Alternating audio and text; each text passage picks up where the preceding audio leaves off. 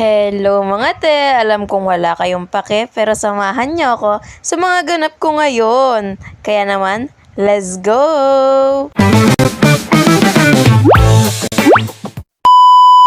Hello mga ate! Ako'y nagbabalik! Ilang araw nga pala akong walang video dahil medyo na busy ang ate nyo. Ang dami ko nga rin pala kasing inaasikaso at nilalakad nitong mga nakaraang araw kaya naman nakakalimutan ko talaga mag-video. Wala nga pala akong vlog nung birthday ko dahil wala naman masyadong kaganapan nun maliban sa kumain lang kami ni mami sa mga inasal mga ate.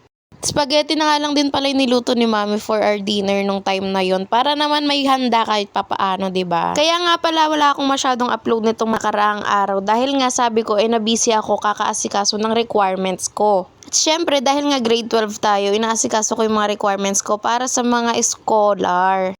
Alam naman natin na malaking bagay talaga ang scholar and ang mga cash assistance dahil nga lumalaki na ang gastos natin, grabe naman. Kaya naman dapat talaga hindi pinapalagpas yung mga ganong opportunity dahil minsan lang yan.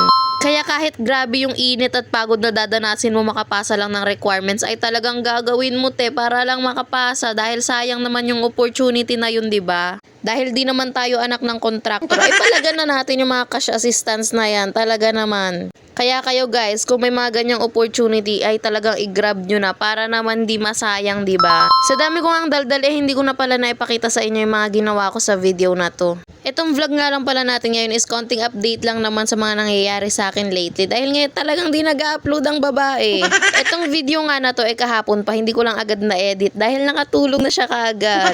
Ito nga palang araw na to nag-asikaso lang ako dahil nga pupunta ako sa school for enrollment. Naligo, kumain and everything lang ako dyan para naman fresh tayong papasok sa school, 'di ba? After nga ng lahat ng mga ginagawa natin, nagpunta na ako sa sakayan para naman bumiyahe, alangan. Yung enrollment pala namin for second sem na namin. Actually, 9 AM pa nga yung start ng enrollment pero pumunta kami ng mga kaibigan ko sa school ng 7 AM. First come, first serve nga kasi ang system sa school namin kaya naman nauna talaga kami dun Ayaw din kasi namin malipat ng section para naman sama-sama pa rin kami talaga naman. Sobrang chaotic nga ng enrollment kaya hindi na ako nag-vivid noon. Kaya after enrollment naman, nalaman namin na may rally pala dito malapit sa amin kaya naman pumunta kami. Sobrang init nga nung time na yan kung makikita nyo naman sa video kaya hindi na rin kami sumama dun sa mismong nasa initan.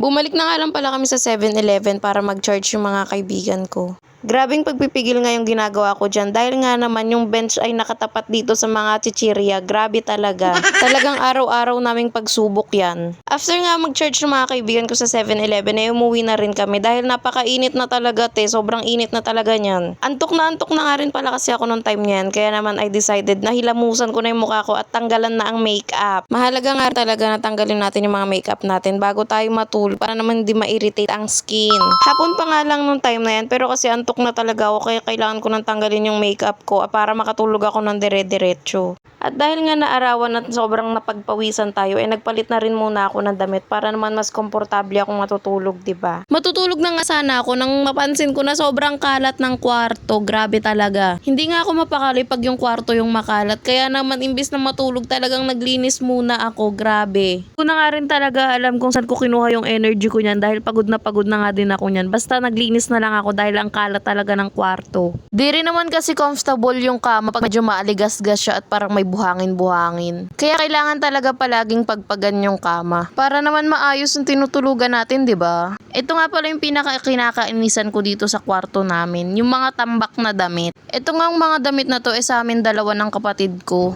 Puro damit nga pala yan, kaso kasi hindi na talaga kasya sa mga damitan namin at talagang puno na yung mga damitan namin. Kaya sana naman mabilhan na talaga kami ng damitan, 'di ba? After ko nga maglinis, ito na yung itsura ng kwarto namin. Kahit papaano naman, luminis naman siya, at nawala na yung mga alikabok. Yun lang naman talaga yung mahalaga pag may kwarto ka, yung maayos yung mga gamit and malinis naman yung tinutulugan nyo, 'di ba? Nakatulog nga pala ako after kong maglinis dahil yun naman talaga ang dapat kong gagawin kanina pa. Talagang sinadya lang talagang maglinis.